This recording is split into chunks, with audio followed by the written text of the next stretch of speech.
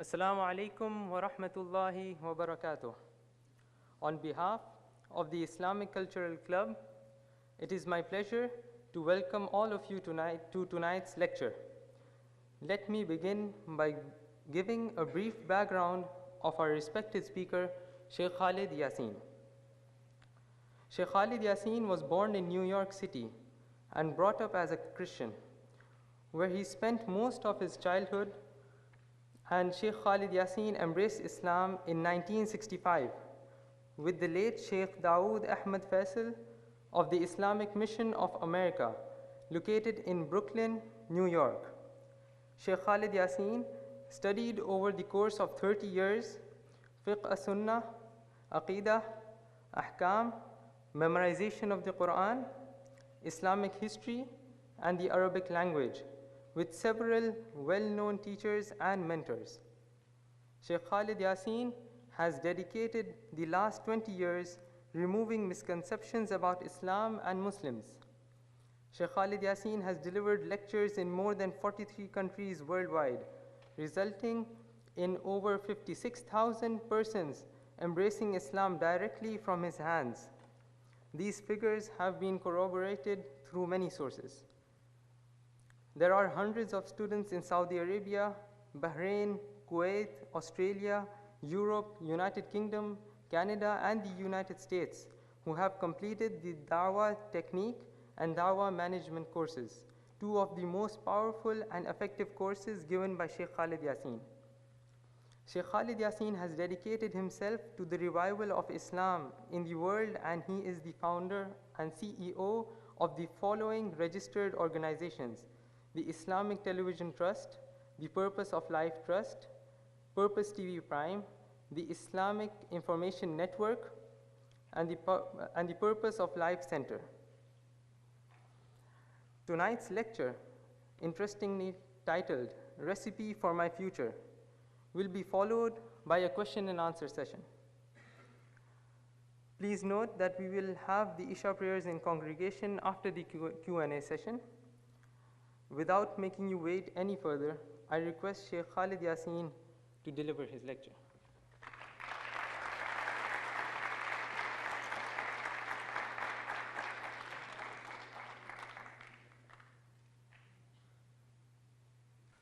إن الحمد لله حمدا كثيرا طيبا مباركا فيه. الحمد لله وكفى، والصلاة والسلام على أشرف الأنبياء صلى الله عليه وسلم وعلى آله وأصحابه وأزواجه ومن والاه، وبعد، فإن أصدق الحديث كتاب الله، وخير الحدي حدي محمد صلى الله عليه وسلم، وشر الأمور محدثاتها، وكل محدثة بدعة، وكل بدعة ضلالة، وكل ضلالة في النار. أيها الأخوة الكرام، أخواتي السيدات، السلام عليكم ورحمة الله وبركاته. Our dear brothers and sisters, distinguished guests, faculty members, university administrators, and to our neighbors, colleagues, and associates among the non-Muslims. We want to thank His Highness Sultan bin Muhammad Al-Qasimi for his wise and benevolent leadership, which is quite evident by anyone who has the fortune, as myself and my colleagues, to visit Sharjah, a truly unique and phenomenal country. We also want to thank the hard work of the Islamic Club of the American University of Sharjah for organizing this public presentation. We ask of Allah subhanahu wa ta'ala azza wa jal to increase all of them with academic excellence and diligence in the pursuit of their career. On behalf of the Purpose of Life Foundation, Purpose Media Group in the United States of America, I am quite honored to present our topic tonight, Recipe for My Future, with a subtitle, Implementing Islam Between Ideality and Reality, which is intended to inspire and to provoke young people to think, especially our students, to give deep and sustained thinking about the ingredients and the components which will inevitably dictate the outcome of their future, their ability to compete, and their general performance and participation in the modern world. What I'd like to do is to present to you a PowerPoint presentation and to make my subjective comments and reflections as we pass through this PowerPoint presentation. You know, all of you are students, or most of you are students, and those who are not students now have been students, and if you're not, then you're on the way to becoming a student if you're that age. So you've been through this PowerPoint presentation and you'll be going through more. I hope that this PowerPoint presentation proves to be fairly unique in its content and scope. So let's move forward, and I hope that you will appreciate it. I want to begin with an ayah of the Quran. Allah subhanahu wa ta'ala, He said to us in the Quran, A'udhu billahi sammin alim min ash-shaytanir rajim, Bismillahir Rahmanir Rahim. Inna kulli shay'in khalaqnahu biqadar. This ayah of Quran, Allah is saying to us, verily, we have proportioned and measured for everything a plan. Or another way to translate it, verily, we have proportioned and measured everything. Allah subhanahu wa ta'ala also mentioned in the Quran, ما أصاب من مصيبة في الأرض ولا في أنفسكم إن في كتاب من قبل أن نبرأها إن ذلك على الله يسير.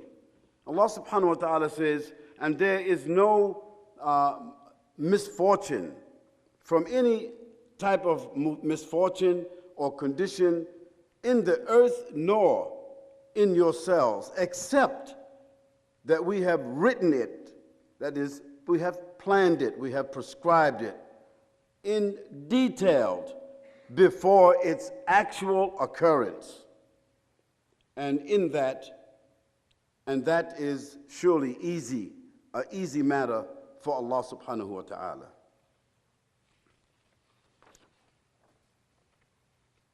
So let's just start with this ayah, so we can just sort of reflect upon that. Verily, all things have we created in planned proportion and measure. This is in Surah Al-Hadid, the ayah number 22. And then he said, no misfortune can happen on earth or in your souls, that is inside of you, but it is recorded in a plan before we actually bring it into existence. These verses clearly show that both the conception and result of every created thing is according to a plan. Thus, Allah subhanahu wa ta'ala is teaching us that His work is made according to a plan and a record.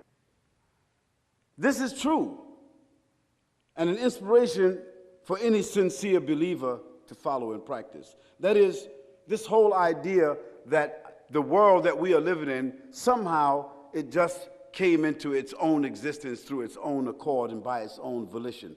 It's absolutely foolishness in spite of the intellectualness of it. You know, so educated fools set the rules. You know, it's like imagining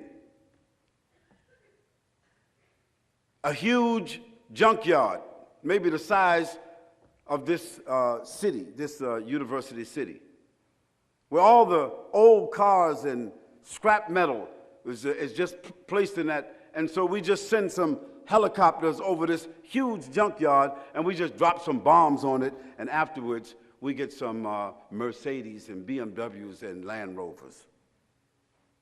That's not going to happen. That's not the way it happens. And this world didn't happen that way, and our creation didn't happen that way. It happened according to a plan. Planning is also in the sunnah of the Prophet sallallahu alaihi wasallam.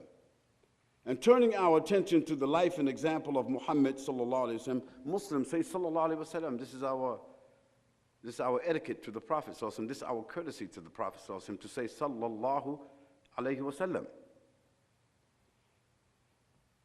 We learned that his actions were based upon planning in both the religious and worldly domains. It is reported in Bukhari that the Prophet Muhammad sallallahu alaihi wasallam said,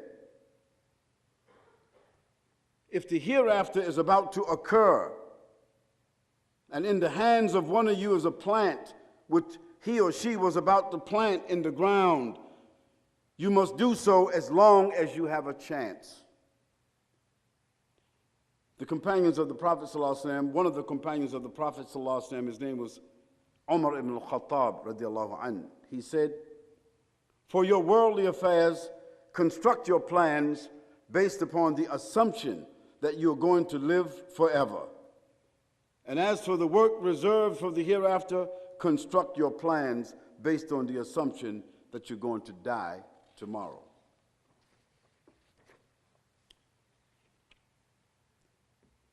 And Allah subhanahu wa ta'ala also mentioned to us in Surah Al-Ma'idah, and we have revealed to you, O Muhammad sallallahu alaihi wasallam, the book in truth, Al-Quran, confirming that which was preceded in the scriptures that was sent to the prophets before it, as a criterion over it. So judge between them by what Allah subhanahu wa ta'ala has revealed, and do not follow their inclinations away from what has come to you of the truth.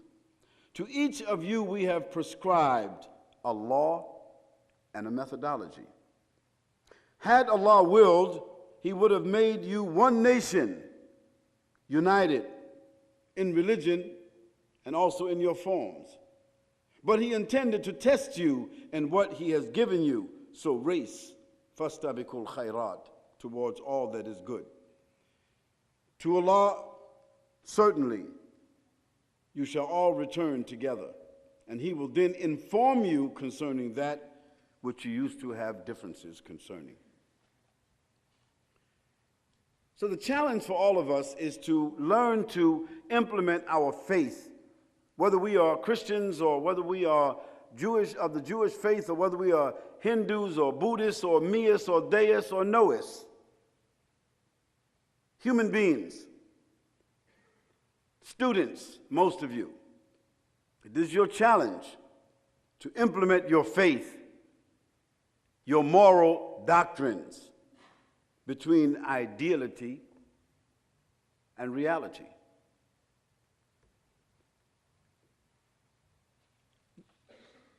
Right now, you students, you may not realize it,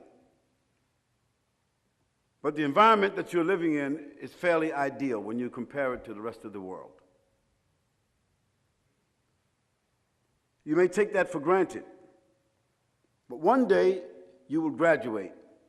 And one day, based upon your career choices, you will travel and you will leave this ideal environment. And you'll find out that you won't see a masjid. You can drive on the highway for half a day and you won't see a masjid. You'll find out maybe on every corner there's a pub or a club, or people selling alcohol, or prostitutes walking the streets. You may find out that religion may not even be tolerated in a particular society. Some of our sisters who are dressed in khimar, hijab, or niqab may not even be allowed or tolerated in that society. You may find that your faith is tested in every dimension that you find. Here in this university, we have a women's college. And even within the common areas, it's designed in such a way as to protect and to preserve the dignity of women and to protect and preserve the dignity of men. But you're going to be headed towards environments quite different. Some of you sisters that are doing your undergraduate degrees, your parents are going to send you off to America, to Britain, to Scandinavia, and other places where you're going to maybe go to an all-girls university as if you will be protected. Then you'll find out at some of those universities, in some of those societies, that 1 out of 7 women are openly lesbians. And 5 out of 7, they accept it. And you find yourself sharing a room with a woman who loves women just like a man. What will you do then? And some of you brothers who have lost half of your identity, you're already living in a Muslim country, you were born a Muslim, but you've already lost half of your identity. What's going to happen when they open up the gates and let you out, you land in New York or Florida or California, where you can do everything, and in fact you are encouraged to do everything that you've never done before? What will you do then? So the question I want to ask, and there's a few questions I'd like to ask.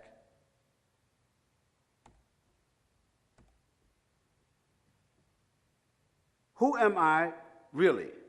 I mean, not who your parents say you are, not who you pretend to be, but who are you when you are by yourself? Who are you when you're away from eyes who scrutinize? Who are you inside your heart in the dark?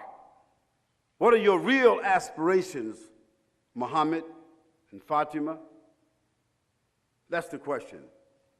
Who am I really? Allah knows, and you know. And soon you'll be tested, and the world will know. The next question is, what moral convictions do I actually believe in strongly? That means I could replace the word moral conviction with religion, the system of life. I could replace that with Islam, a complete system of life. But for the non-Muslims who are sitting here, we just keep it moral convictions. Moral convictions, the parameters of do's and don'ts, wants and desires, aspirations and dreams. What moral convictions do I actually believe in? When I'm away from the ideal environment, who will set the parameters? Who will set the goalposts? And who will set the lines on the side to tell you what's out of bounds? What do I actually believe in my heart? What am I passionate about? That's the question. Why have I chosen my educational discipline? Is it because this educational discipline promises me the prospect of earning good money? The answer is, for most of you, yes. Is it because it promises you a better quality of life, so you think? Stronger, more powerful, more influential associates? An easier way to climb towards the top of the world? Why have I chosen this educational discipline? Because the Prophet ﷺ told us everything will be judged according to its original niyyah.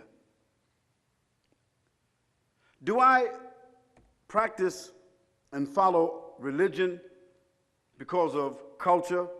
You know, something you inherited from your parents? Or am I self-motivated? Or is it a little bit of both? I'm a bit self-motivated, but I really got to finish school because my parents paid $80,000 a year, and they're not going to have it. So I'm doing this because I've got to do it, not because I need to do it, I want to do it. How will my religious beliefs or my moral beliefs support me in my chosen academic career? And what I mean by that is, Have I made a plan to synthesize, to integrate my moral beliefs with my academic career? Because if you didn't decide to do that yet, then let me tell you what you're headed for. It's like an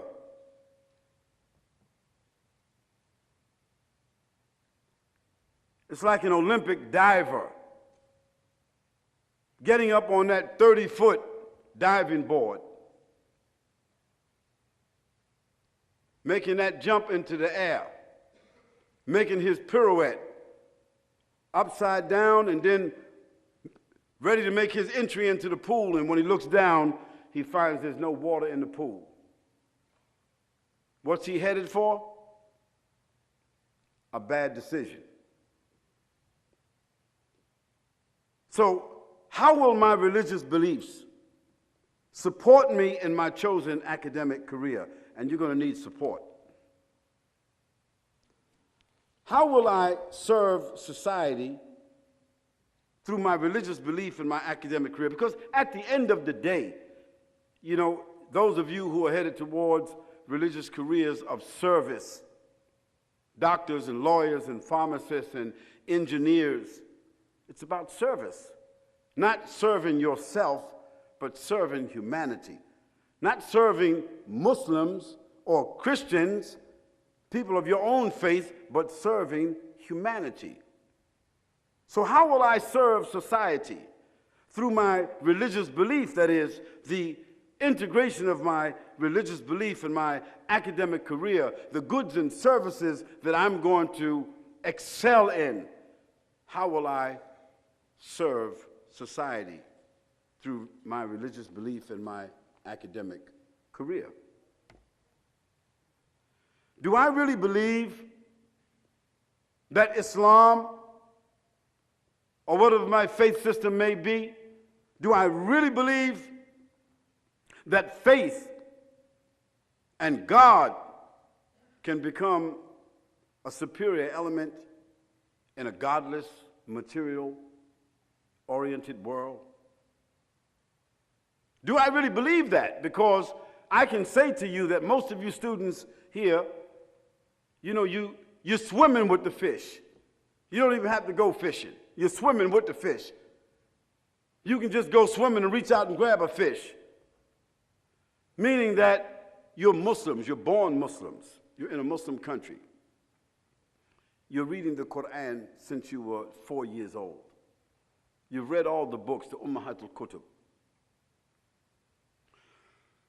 You got masjids every 500 yards.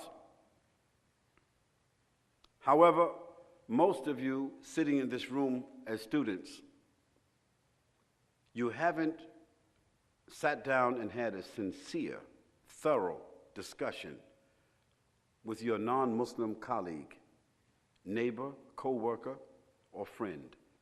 You haven't had that kind of a conversation. Why? Because you really don't feel confident that you have the capability to present Islam to this non-Muslim. Why? Because the media has caused us to develop an inferiority complex. We're Muslims on the outside because we have to be. Our parents expect it of us. The society expected of us. After all, your name is Muhammad, Ahmed, your name is Fatima, Khadija. So what else can you be? But when you sit down with someone of a different faith, you don't feel the compulsion. You don't feel the need. You don't even feel the motivation to ask a few questions or to make a demonstration or to manifest the system of faith that you follow. And if that's the way you are in an ideal environment, what's going to happen when you graduate and you move to the real environment? What's going to happen is that the dawah or the invitation is going to be made to you. So these are questions you need to ask yourself. Check yourself before you checked. Am I confident when discussing Islam with my colleagues and friends? I mean, you know, when you get on Facebook, Twitter, MSN Messenger, you're in those chat rooms or whatever they call them. Are you talking about faith? Are you inviting people to the principles that you're supposed to represent? What are you talking about in those chat rooms? No. Are you the leader? Are you holding leverage? Are you the inviter, or are you the one being invited? And when the issue about Islam comes, when we are called terrorists, when we are called extremists, when we are called fanatics, when the enemies of Allah and the enemies of Islam create this atmosphere of Islamophobia and they demonize us, they dehumanize us, they marginalize us, do you respond or do you react?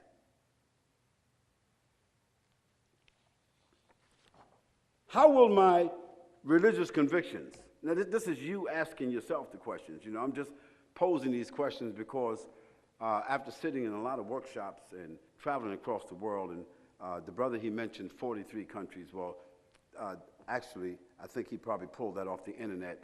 That was like 5 years ago. It's 73 countries.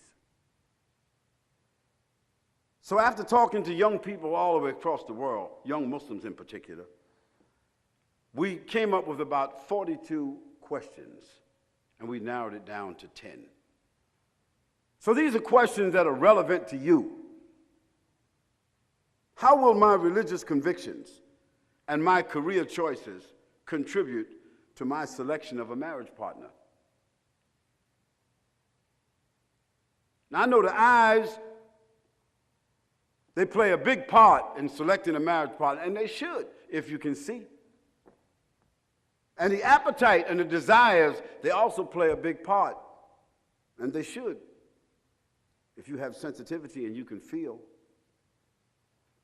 But the eyes can deceive you. And the passions, they only last a little while. And when you move past that hour in a shower, you feel me? You understand what I'm talking about? When you move past that hour in a shower and the reality sets in that you're going to be with this person, hopefully, prospectively, the rest of your life, then you're going to see, I should have really thought about this here. And that's why in the Muslim world, we're not talking about the non-Muslim world, 2 out of every 7 marriages end in 180 days. 4 out of 7 marriages end in 3 or 4 years. So you need to ask this question over and over.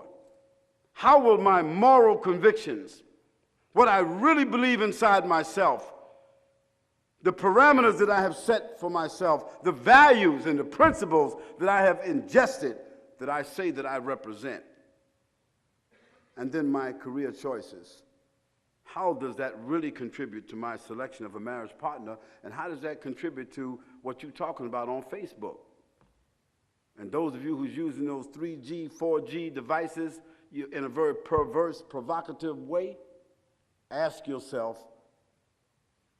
check yourself before you wreck yourself. You need to ask these questions, because if you don't, you're already making that move in that Ferrari. You come around that curve doing 150, 170 miles an hour. And then when you press on the brake, guess what? It's not there. What you're headed for? A bad decision.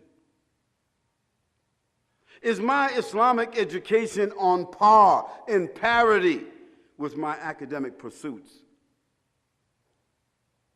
I'm crunching for this here, this test I got to take, my finals.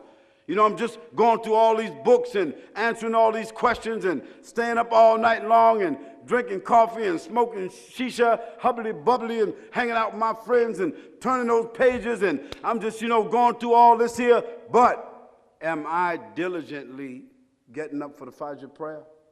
Am I reading Quran? What do I know about the Prophet Muhammad sallallahu alaihi wasallam? If I needed to give a talk extemporaneously, that means like without no preparation, about Islam, the Quran, the Prophet Muhammad sallallahu alaihi wasallam, and integrate that with the values and realities of the world today, and just extemporaneously without any preparation, I had to give a presentation to 500 people. Could I do it? The answer is, most of you, absolutely not. Because your Islamic preparation is not in par with your academic pursuits, because these academic pursuits is based upon your attraction to the bling bling. You know, all these fancy cars you see on all these here billboards, and all those fine women with them eyelashes about 6 inches long, you know what I'm saying, and all those movie stars, you know, selling chocolate bars, you know, movie stars selling chocolate bars. You know, when you buy that computer, it's got to be slick, got to be nice, got to be curvy, sweet. This is how the marketing got you. And so you want all those nice things. You want the house, you want the car, you want the sweetie, you want the honey, you want the money. You want a good life. But by the time you leave, you stumbling on the Fatiha.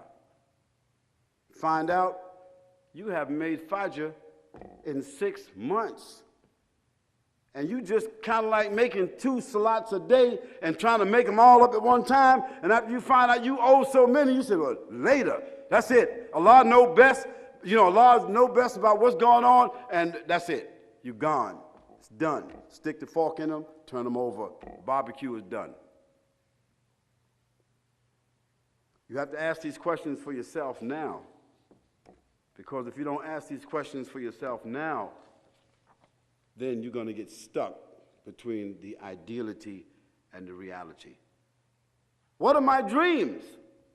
And everybody has a right to dream. What are my vision? What does I really want?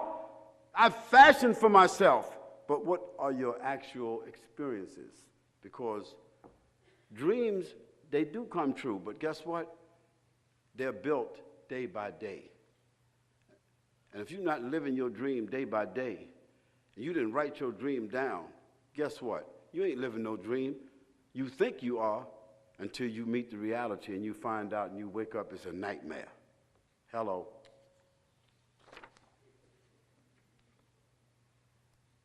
What's the distinction between my culture that my mom and dad gave me, that the society gave me, that the university gave me, that I experience when I go into all these beautiful masjids? You know, the culture, that means, you know, the default environment that I was born in and connected to, some of which is good and some of which is not good. Some which is based on Islam and some that's based upon the stone cold foolishness and nobody explains it. It's just something that we do because we was born in a certain place.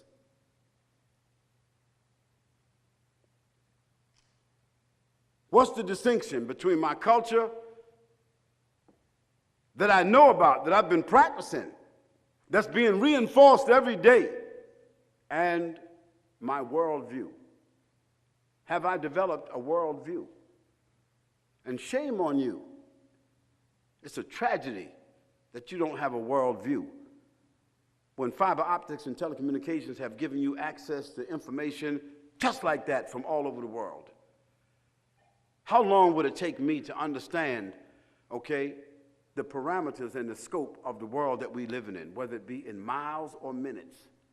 How long would it take me to understand how many cultures and subcultures? How long would it take me to understand, you know, what is a transnational corporation as opposed to a local business? How long would it take me to understand, you know, all the various religions and influences and philosophies of the world that we live in today? How long would it take me to understand all of that in the context of myself and the society that I live in and the world that's at my fingertips? These are questions you have to ask yourself. What about the distinction between my family, My family, my grandmother and grandfather, my mom and dad, my siblings, my cousins, my extended family, and the new family that you're headed towards, because most of you sitting in this room right here, 3 years from now, you're going to have 1 or 2 children. Hopefully, if you don't marry, if a man don't marry a man and a woman don't marry a woman, y'all going to have some children.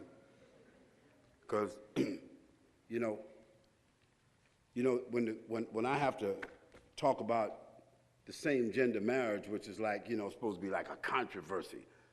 You know, it's like a controversy. You know, when somebody says, that's the sky, this the earth, and this the sky, you know, that's just crazy. They keep saying, that's the earth, and this the sky, you better leave them because you understand that the elevators don't go all the way upstairs. But they keep saying it, and they create a rhetoric about it. After a while, they start justifying it, and it starts sounding like, well, it might be. So I always ask, you know, the people who's trying to create these new nuclear families, they call them, you know.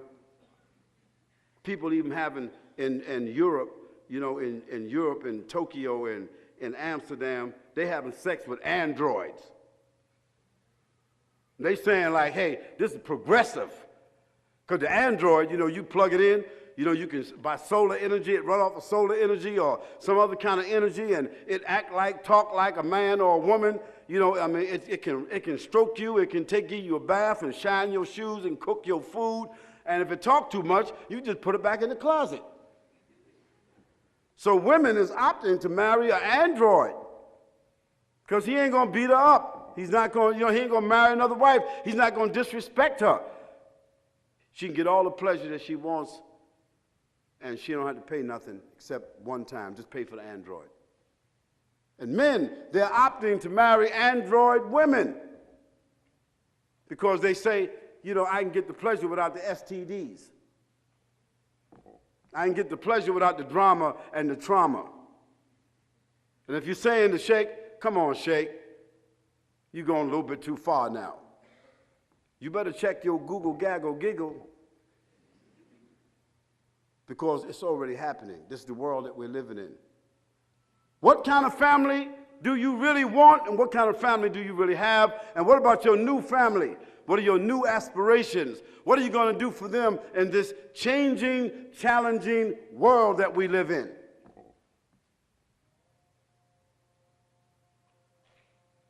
And you know, when the people say that same gender marriage is just like, it's just like marriage. Come on, they're just human beings. You know, so I say, okay, marriage is based upon procreation. So I want to know how Betty and Barbara, I want to know how they're going to have a baby.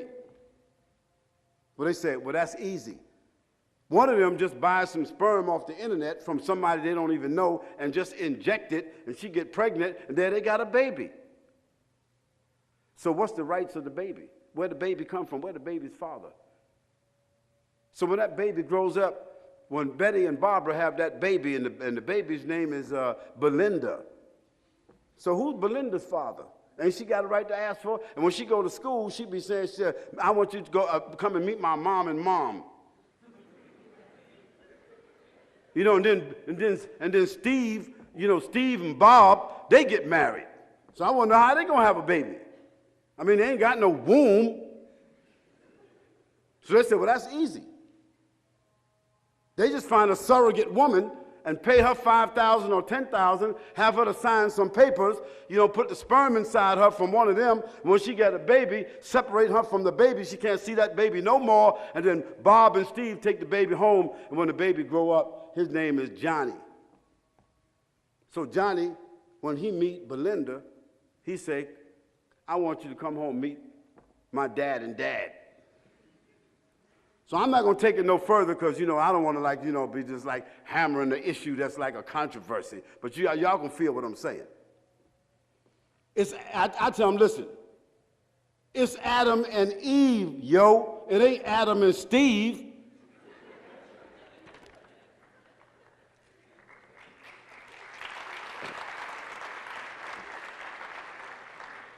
And what about my society, where I live at right now? What do I know about my society for really? What's its goods? What's its services? What's the scope? What's its offer? What's its future? What's the 20-year plan in the society of the ruler or the government that I live in? What kind of institutions do they have that they depend upon? How do they acquire, the resources, sustain them, develop them? You need to know about your society, but guess what? Because of fiber optics and telecommunications, the world has now become what? A global village. So you need to understand my society within the context of the world community. It takes research and introspection. Allah told us in the Quran, travel through the earth and see what was the condition of those that came before you who disbelieved. See how Allah dealt with them. What about my education? These hallways and these classrooms, and this, all these papers and these booklets and all these issues and that you got to go through and all these disciplines you got to go to prepare yourself to go out in the world, meet the challenges, and bring that bread and butter back to the table and live the life that you really want to live. See, so there's a difference between education and life experience.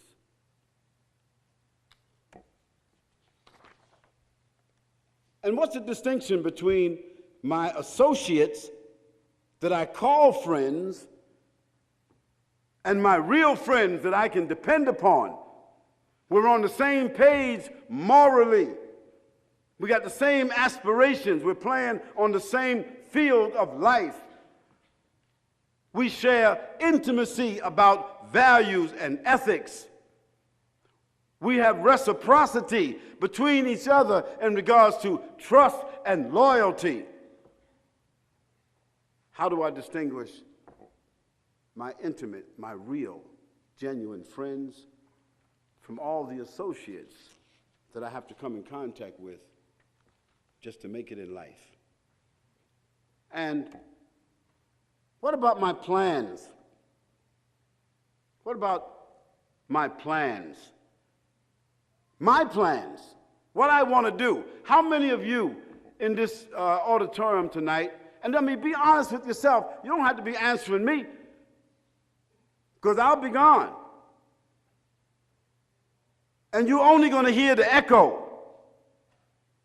Ask yourself, how many of you right now already got a 5-year plan written?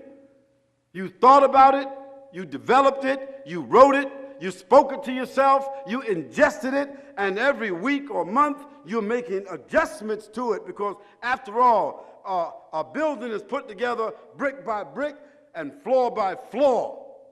So now, what's your plan? So by a show of hands, how many of you can say, with all these resources that you have at your hands and your fingertips, how many of you can say that you have a 5-year plan? A 5-year plan. A 5-year plan. Am I speaking English, German, or French? That means you thought about it, you went to Google, Gaggle, Giggle, Wikipedia, or wherever it is, and you looked and you put it, how to form a life plan. You can go there tomorrow or tonight. It's there. Well, if you haven't done it, guess what? The Chinese students, the Singaporean students, the Indian students, the Japanese students, they got a plan.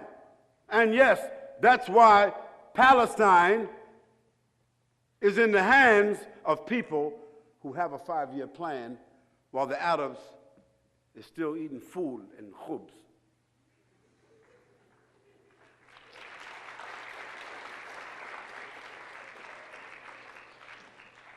The Zionists, they say, Palestine belongs to us, and fool for the fools. Fool, madamis. You know what I mean? Now, I don't believe that, but I'm just telling you what they say. Another thing that you need to understand is that the Israeli army, they are occupiers, criminal occupiers. That's not it, but let's not even go there. Most of the Israeli army that is holding down, whatever they're doing, and put a wall around the Muslims while they're eating food and khubz. Most of those soldiers are between the age of 16 and 19 years old. What are my plans before I get involved and become subordinate to the planning of others? The Quran says, and they plan. They plot and plan, and Allah also plans, but Allah is the best of planners. There's a statement and how true it is. If you fail to plan,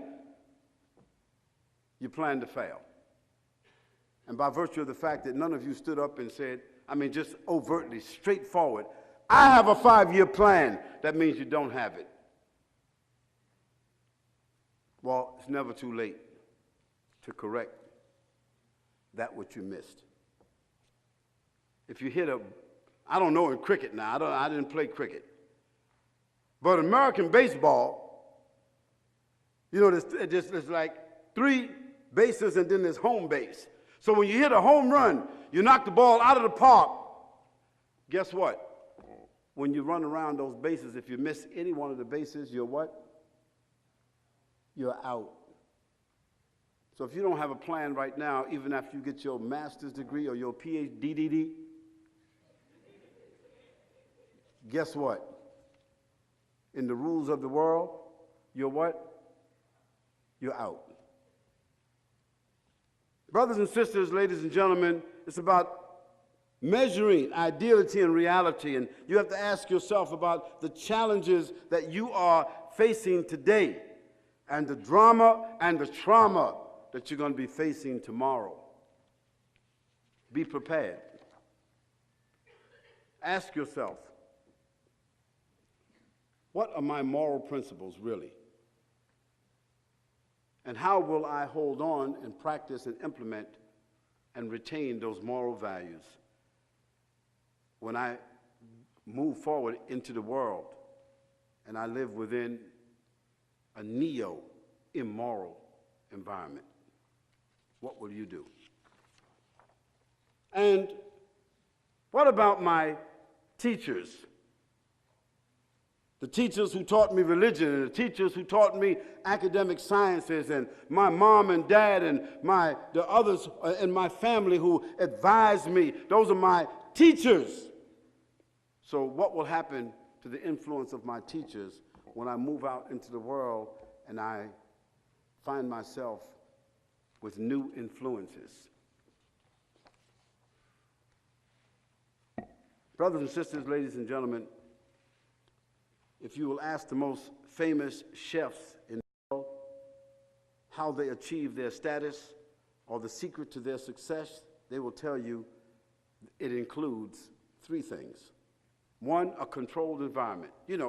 A kitchen is a what? It's a controlled environment. Kitchen is not like the bedroom. If you want things to come out right in the kitchen, it has to be a controlled environment. Whether it's the heat or whatever it is, it has to be controlled. You have to have the correct tools and equipment. And you have to have a well-planned and executed recipe.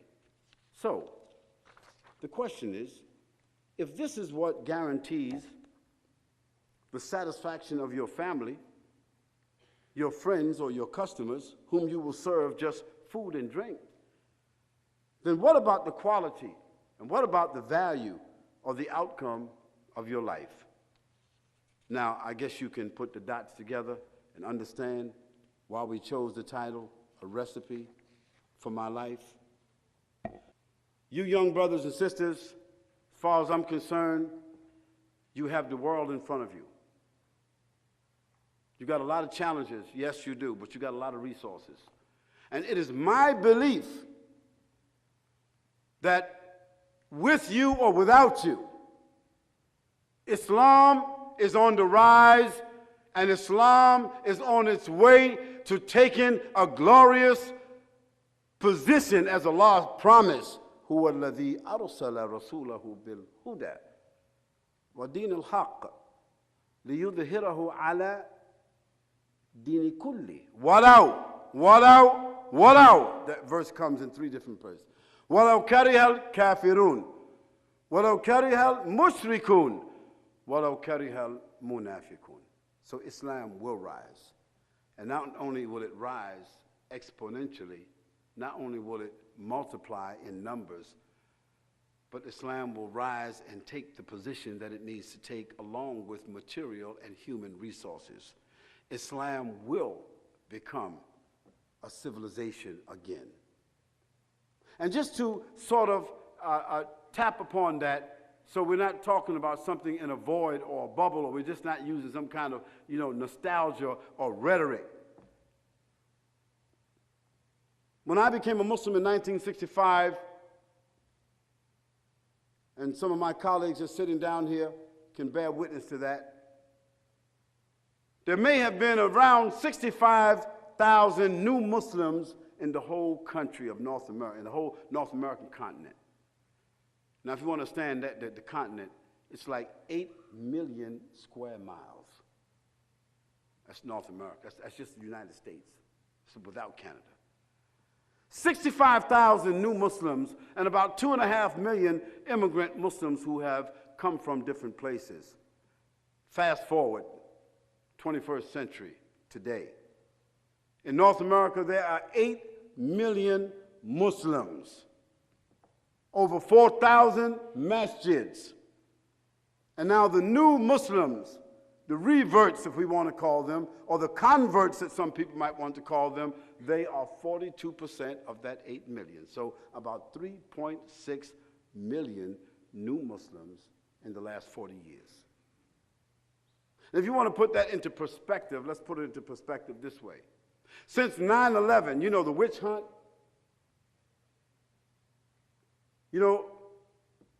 the war against Islam, the war against Muslims, and the invasion of the Muslims' sanctity, and the invasion of the Muslim lands, and the extraction and exploitation of the Muslim resources.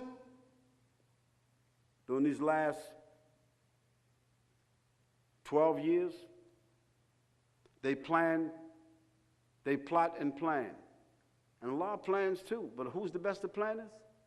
Allah. Well, I have experienced for myself in my country where the heart of Islamophobia had came out of. And I'm so glad as an American citizen that I can say, I'm so glad that George Bush went back to the Bushes and that we got a black man in the White House. And not just because he's black, but also because we got Hussein in the White House. We got Mubarak in the White House. Nobody would ever think of that. Nobody could have ever considered that. Nobody ever conceived of that 10 years ago. But guess what? It has happened. Now, he has the right to say he's not a Muslim. And I accept what he says because he's the President of the United States. But no doubt, he was raised as a Muslim. His father was a Muslim. His stepfather was a Muslim. He studied Quran in a madrasa. You can't be going to no madrasa for 3 years and you don't know the Fatiha. So you might have lost something on the way to the presidency, but guess what? Hussein is still there, grandson of the Prophet ﷺ. Mubarak is still there, not Husni. So this is what Allah has done. But let's take it a little bit further. Since 2011, in my country, let's not talk about the world, more than 100,000 people have taken Shahada, have embraced Islam since 9/11 in America. And the numbers is still growing and growing and growing, like that bunny that be beating the drum. What you call that? Huh? The Energizer. And this is without organized dawah. This is without people like yourself who haven't given a shahada since you came into school. This is by the plan of Allah subhanahu wa ta'ala. So what will happen when the Muslims really have their own institutions? What will happen when the Muslims become mature? The Muslims like yourselves become mature. What will happen, you understand me? And we see the flip, we see the script being flipped as we can see it right now. More people is coming to Dubai than is going to Las Vegas and Disneyland. The favorite place to come to, 1 out of every 5 tourists in the world, not terrorists, but tourists, they choose to come to Dubai as opposed to any other places that they used to go to. That's 1 out of 5. And you know, Islam is not even really happening here yet. Muslims is happening, but Islam is not very clear and distinct like a pearl, like the Buruj. But it will be, inshallah. Bi-idhnillah. And in America, alhamdulillah, according to just the ratio, according to the numbers, if you use algorithms or algebra or whatever you want to use, just projections, it's projected by the year 220 that there will be in America 15 million Muslims, and 8 million of those will be new Muslims. So let's put everything in context and say that the world is changing very fast. And guess what? Islam has its place in spite of the Muslims. We ask Allah subhanahu wa ta'ala that all of us will reflect upon these matters. We ask Allah subhanahu wa ta'ala that all of us that's sitting in this room today, that if you don't have a life plan, that you will go to the internet. I mean, they got people in organizations and institutions and people who themselves, they have already laid it out for you. They've told you how to connect the dots. They've given you the recipe, and it's free. Just download it and implement it. And you'll find out that once you implement a life plan, all the ingredients that you're presently using now will come into focus. You will be a more focused person. Your education will become more profound. Your effect upon your family, your effect upon your society, your effect upon the world will be much more profound. You have your chance now. Those of you sitting in the audience, you have your chance to ask questions. Now, listen, don't be asking me no questions about, do I really think they got Osama? And Shaykh, what you think about, 4 wives? And don't be asking me no tricky questions and no ficky questions, because that's not what we talked about. The title was A Recipe for My Life, with a subtitle of Implementing Islam Between Ideality and Reality. So if you got a question, it's got to be on the subject matter. You ask your question in 30 seconds, and I will give you also a concise answer to the best of my ability. But you got to ask a question relevant to the topic. If you don't, I have to excuse you, and we've got to move on. Now, we're going to start with the sisters, because we always, the brothers praying in the front, and brothers have got a whole lot to say all the time. We always kind of bypassing the sisters. We're not going to do that tonight. So we're going to start with the sisters. First of all, thank you for the talk. It's amazing. I really enjoyed it. And second of all, you mentioned something about respond versus react. Can you elaborate more about this point? Yeah. Well, all we have to do is just, rewind the clock, rewind the tape, back like 3 or 4 years, and see what did Muslims do when somebody slandered the Prophet ﷺ, wrote some cartoons. What did the Muslims do? Did they respond or react? Yes. Okay, and when some people made a film, called Fitna, the devil in Holland that made the film Fitna, Gert Wilders, that's the devil's name. When he made that film, Fitna, what did the Muslims do? Did they respond with another film, or did they react? Yes. See, and then when Terry Jones, that foolish man down in Florida, said he want to burn the Quran, did the Muslims respond or react? And this more recent fiasco, you know, the innocence of the Muslims or the innocence of Islam or whatever they called it. What did Muslims do? Did they respond or did they react? And then the question is, look at the difference between responding and reacting.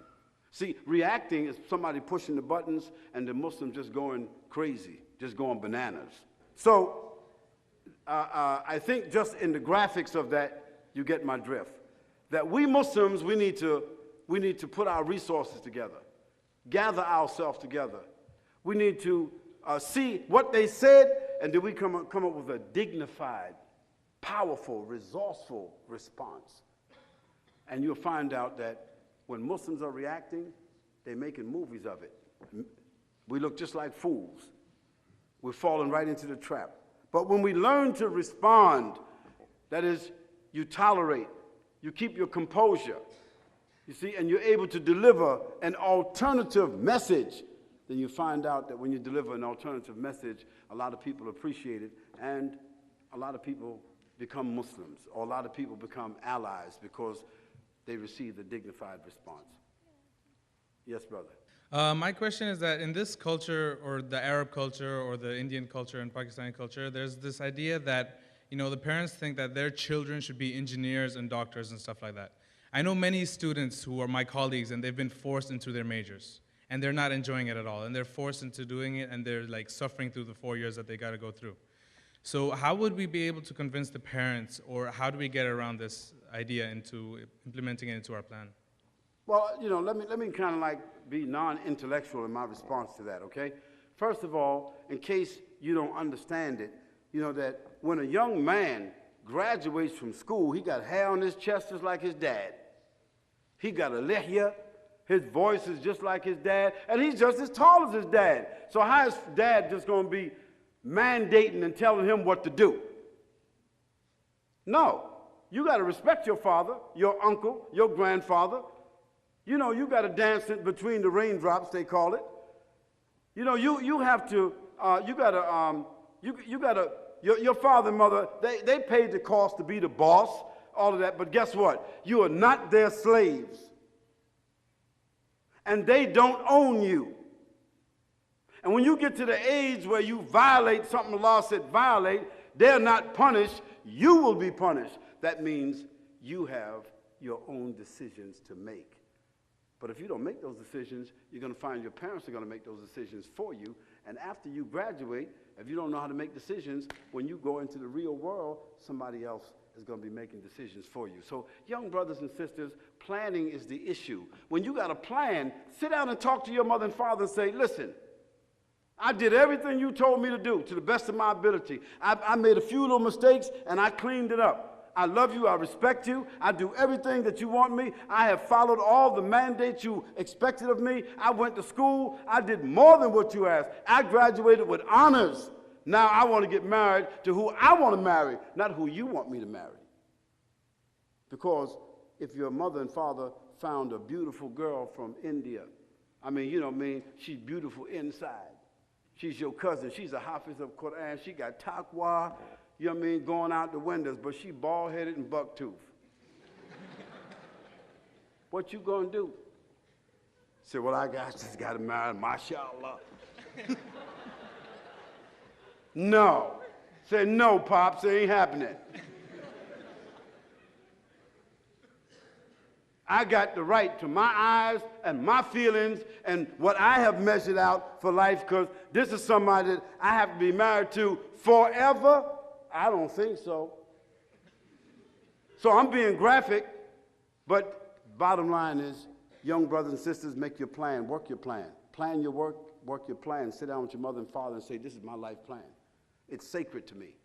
I love you, and you're part of that plan. You are the foundation of that plan. But I got my life to live in the world that we live in today. You have lived your life in the world it used to be. I'm honoring that, and one day you're going to be my dependence. I'm going to take care of you. So you got to trust me also to live my life with the respect that I have, with the tools that Allah has given to me. That's my answer to you. One lady wants to ask, how can you ask people to convert to Islam? How can you ask people to convert? Same way that you choose a restaurant to go to. I mean, it's the same way you decide whether you want to live in a rotonette or you want to live in a high-rise condo. The same way that you decide, you know, what clothes that you want to put on, what job you want to have, what career that you want to choose. You know, if you are firm and confident about it, you are proud about it, you have self-esteem, and you love Islam, and you love something, you have high confidence and esteem. Tell me that if you got a new car, you got a new ring, you got some new clothes, you got a new house, tell me you don't ask your friends to come and visit you. So I just go to them and ask them to come. No, you don't go to them and just ask them. It's not like that. Yeah. See, most of what Islam is like it's in the senses. They have to smell Islam. Islam is not a book. They got to smell Islam. They got to taste Islam. They got to hear Islam. They got to feel Islam. If they're not feeling it through you, then you got a lot of explaining to do. But when people come to Dubai, they ain't asking about the history of Dubai. Ain't nobody asking about the faith of the people of Dubai. Man, they come in here because they see all that bling bling, and everywhere they go is a mall. I mean, Dubai is like a huge mall. And people is coming here with money, and they are willing to spend all their money, whether in the nighttime or the daytime, and go home broke with whatever they got while they was in that marketplace. So Islam is greater than that. We got to make our Islam attractive. We got to make people salivate. You know, you guys took Psychology 101, didn't you? Is that correct? Yeah. You gotta make Islam attractive. So you don't have to do that much talking. People will ask you, Fatima, this faith system that you are in that make you guys successful, you guys can put up these buildings, you can build new roads. I mean, you can do in 10 years what it took the West to do in 60. How'd you do that? When you visit, you understand me, the Grand Mosque in Oman, or you visit the Grand Mosque here, and you see the architecture, and you see all this, and you see all these skyscrapers. When you go from one end of Sheikh Zayed Road, is that what it's called? Huh? You go from one end to the other. You got more skyscrapers standing there than you got in New York, in Paris, in London, in Chicago, in 7 or 8 major cities in the world. You got more skyscrapers right on Sheikh Zayed Road than you got in all those cities. So are people impressed? Of course they are. If the West have money problems, you know, and we just kind of like short of a little change, we ain't got no money problems here. So how did that happen? So you got to talk to them and say that it's because of our lifestyle. It's because of the system that we live according to. We don't waste. We don't drink. We don't drug. You know, we don't fornicate. We don't lie, cheat, steal. You know, it's not about, we're not materialists. We are people that's living according to a balance. And then you go from there and you start talking about that system, because if somebody was giving back their house, and if somebody was giving back their health, or whatever the case might be, or a hospital was built for them, don't you think they would be grateful? Of course they would. Would they like to talk to the people who were the sponsors of that? Of course they would. We are Muslims. Talk about the resources of Islam and let people see it, and they will ask about it, then you respond. We don't have to be arguing with Christians and knocking them down and quoting the Bible and all that there and showing them the Quranic verses. And we don't have to do that. Either people can smell it and taste it and feel it and hear it and see it, or they can't. That's our job. And Allah, He knows the best. Yes, Akhi. I would like to ask, like you were talking about in your lecture, like when people go who live in Sharjah and Muslim cultural societies towards the US or the far west, towards any place in Europe, is it more difficult to practice Islam over there compared to here? Is there some sort of cultural problem which we might face as after graduating from here, or are there practicing Muslims as well over there who are Yes. Actually, brother, that's a good question. You know, to be honest, the dichotomy between the East and the West are not so much a clash of civilization, but it's just inversion of hand in glove. That's all it is. You see, living here is a challenge. It has its own set of challenges. And you know better those restrictions and those challenges than I do. You know, in America, we may not have some of the restrictions that you have. You know, you can go to America and feel like you are so free and find out that you're so free that you lost all your values. You know, you can be here and you can feel like, you know, there's so many restrictions and rules and this and that, but then that's the price we pay to have amna, you see. So the idea is to appreciate the environment where you are, make an assessment of the environment where you are, see where the resources are, you know, see what are the liabilities, see what are the risks, see what are the values and see the resources, and then go to the West and make the same assessment. And the challenge in front of you is to take the best out of the worst and use the resources that you have where you are, and then go to the West and use the resources that they have, and you'll find that you'll have the best of both worlds. Because Allah, He said to us in the Quran, وَمِمَّا رَزَقْنَا, one of the conditions of our faith, وَمِمَّا رَزَقْنَاهُمْ يُنْفِقُونَ. Use the resources. Don't be afraid. You know, don't be like a fish in the fish bowl. Don't be afraid to jump out and swim in the water. Meet those challenges, because that's what Muslims did before us. Of course, when you go to the West, there's a lot of grave, blatant immorality. But guess what? We've been doing these exercises all of our life to protect ourselves and to insulate ourselves from that. And see how ironic it is? 80% of all the new Muslims that have come about in the last 20 years or 30 years or 40 years, where have they come from? The Muslim world or the Western world? Western world. The Western world. So if you want to feel Islam, the dynamism of Islam, not the culture of Islam, not just masjids and institutions and, you know, people walking around with, thobes and kimars, and you hear the adhan, and you go inside the malls and you hear the adhan, and you hear, I mean, that's beautiful. I love it. And for me, a wife here and a wife there. So that means I can spend half my time getting the best of both worlds. Just a joke, sisters. All right. So you get my drift, right? Yeah. All right, sister, go ahead. Bismillah. Shaykh, you stressed on the importance of planning. What would be the first step in creating a life plan? Sister, take out a sheet of paper. Same way you do when you make your shopping list. And, you know, put a line in the middle of it. And put all your aspirations and all the things that you'd like to do. And on the other side, put the who, what, why, when, how, and where. Put that down. You start like that.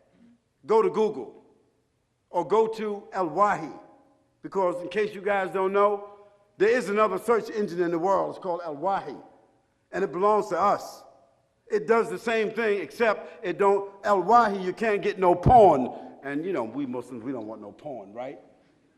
So go to Al-Wahi, go to a search engine, and put in, how do I develop a life plan?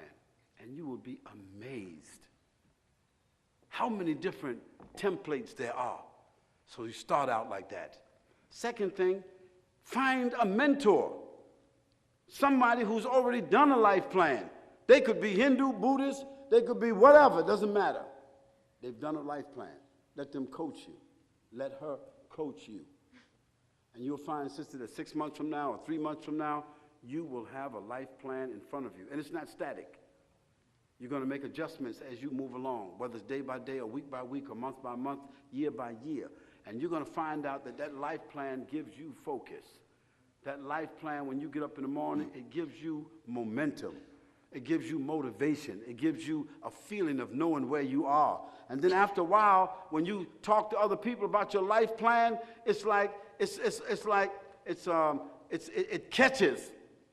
It's contagious.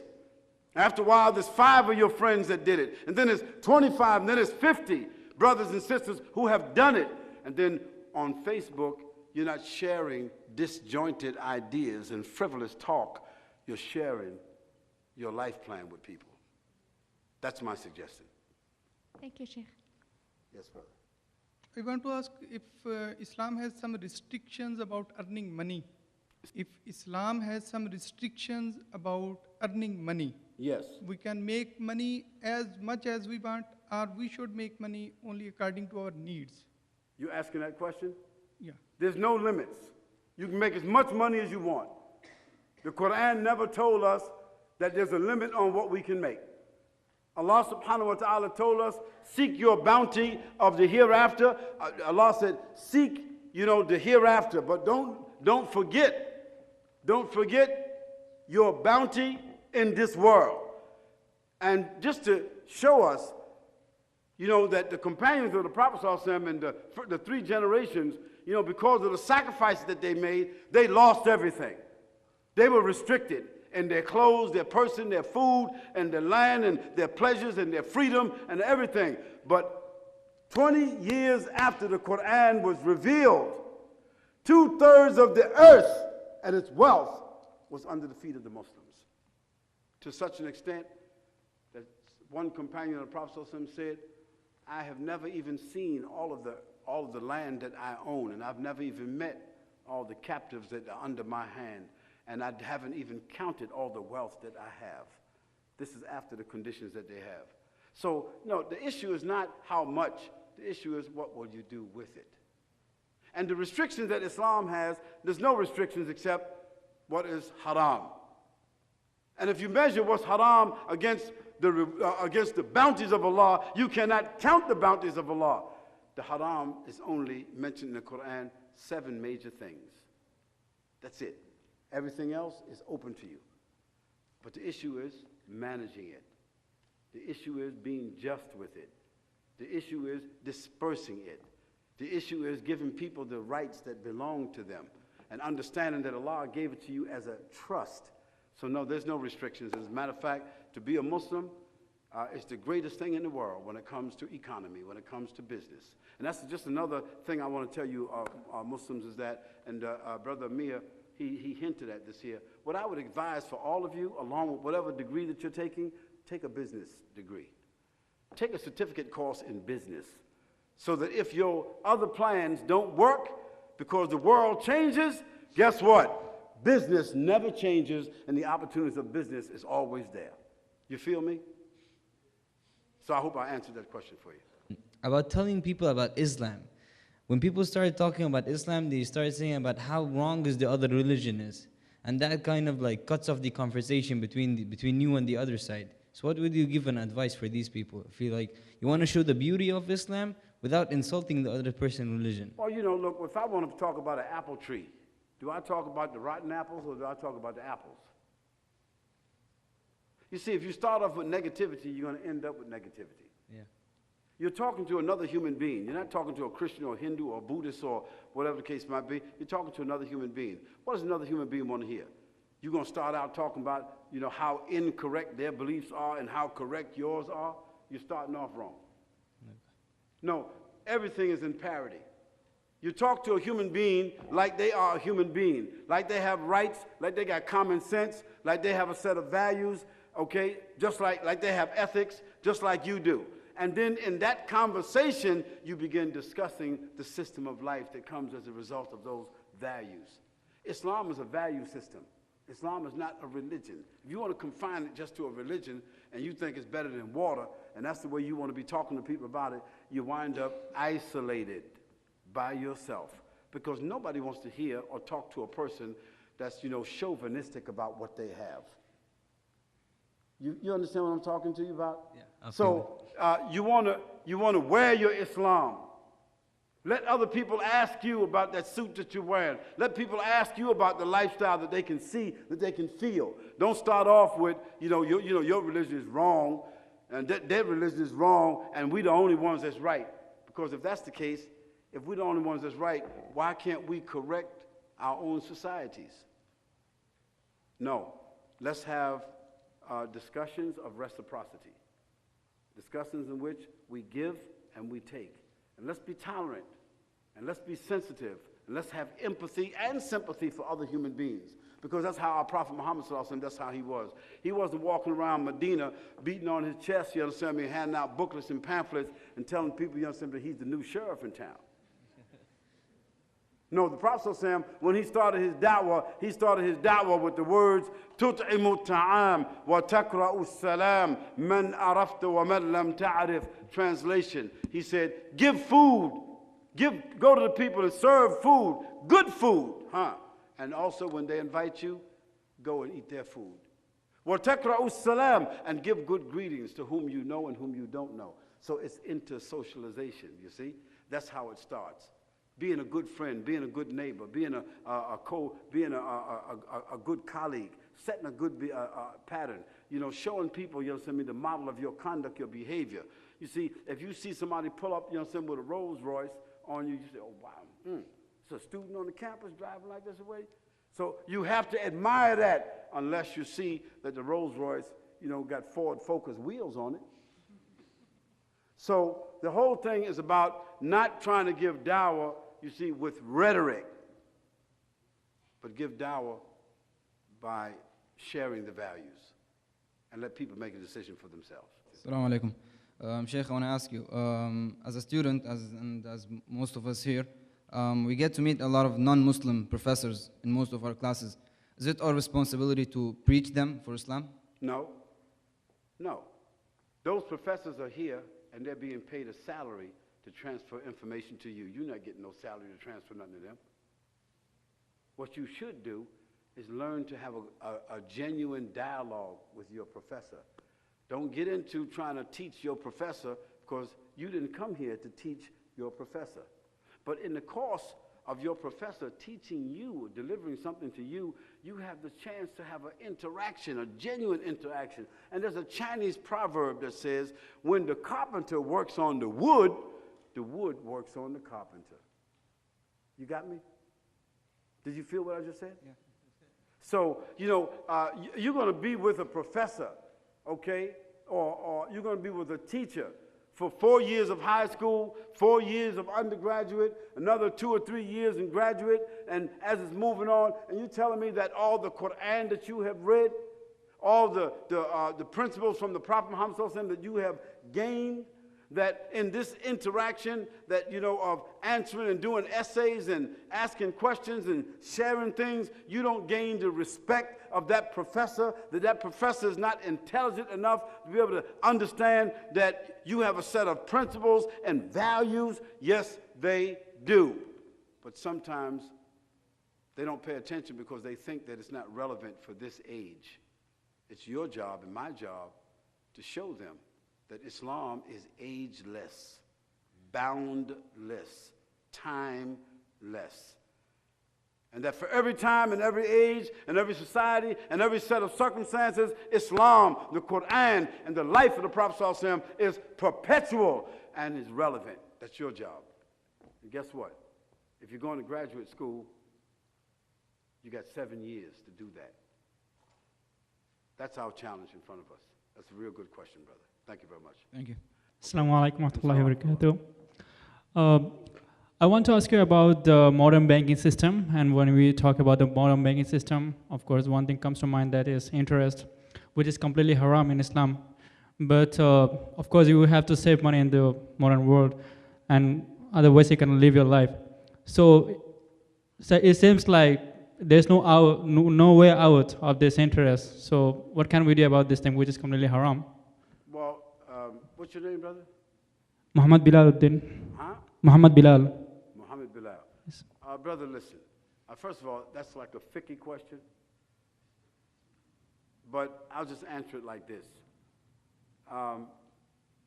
In the last 20 years, the Muslim economists, bankers, financiers, economists, they have come up with platforms to demonstrate the value and the distinction of Islamic banking.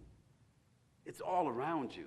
Now, it's not perfect, it's not mature, it hasn't come with parity with the rest of the world, but guess what? When the banking crisis took place all over the world, the Muslim banks, they didn't fall. Because we don't speculate. We don't buy fish that's still swimming. We don't buy debts. You know, we don't buy all this paper money that's up in the air. You know, we don't do that. We don't trade in that. We don't buy, we don't buy animals that's still in the stomach of the other animal. We don't buy fruits and all of that the trees have not even been planted. We don't invest in the fish that's still swimming in the sea. We don't do that. And we don't also do compounded interest. We don't do that because our principles and our ethics don't allow us to do that. Because of this, Allah subhanahu wa ta'ala has made the Islamic banks insulated from what we see has happened around the world, and that's a reality. Now, in another 20 years, it may virtually come out, okay, that they're going to see the manifestation of the superiority and the preference of the Islamic banking system. So, have faith, have vision, study those systems, and when you sit down and talk with people, you don't have to deal with rhetoric, deal with facts. It'll come, inshallah. Thank you very much. Thank you. Brothers and sisters, listen, again, I want to thank the Islamic Club, the hard workers. It's not easy to set something up like this here. The other thing is that we have to understand that the reason maybe that we didn't get the kind of turnout that they might have wanted is just simply because we just got the permission a few days ago. Is that correct? So, I mean, we thank Allah for that. The other thing is that we just want to remind you is that while you were sitting in your seats, we were playing a promo there, and you need to go to challengeyoursoul.com. It's the alternative to Facebook. You need to go to alwahi.com. It's the alternative to Google. You need to go to Purpose TV, because we have put together a platform that will, inshallah, compete with the Discovery Channel. So you need to go there because it's there to give you hope. If it doesn't have all the bells and whistles that you would want, then just give us time, inshallah. Give us time. And although we did not have official permission to put our envelopes in those seats so that you good students living in Sharjah, enjoying this good life, could put some of those hundreds and 200s and 500s and $1,000 dirhams in those envelopes. We didn't get permission for that. And so I'm not going to violate the fact that we didn't get the permission for it. But I'll be standing around outside the gate. You know what I'm saying? I don't need no envelope. I just take off my kufi. And as y'all come out for y'all shake hands, you know, I'm not doing no fundraiser, but guess what? Purpose Life Foundation, okay, Purpose TV, and the 4 or 5 projects that we have, and the 73 countries we've been around, or the 56,000 people, they didn't come from nothing. So whether we get permission to collect money here or not, if you want to be shaking my hand and taking my business card, break that cash out. I'll be outside. Okay. So there was no violation there, was it, brother? Good. See, so we thank Allah subhanahu wa ta'ala. We want to just say subhanakallahumma wa bihamdika wa nashhadu an la ilaha illa ant wa nastaghfiruka wa natubu ilayk. You guys was great. I mean, really great. May Allah bless all of you, inshallah. May Allah preserve for us, and may Allah subhanahu wa ta'ala, He give to us something from what we intended, inshallah. Assalamu alaikum wa rahmatullahi.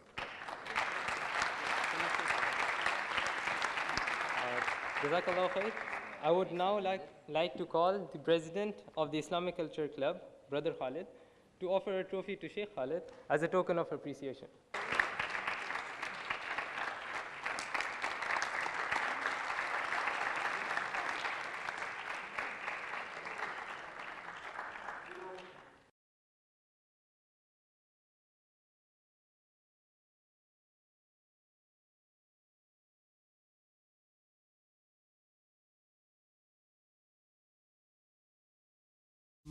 مولاي صل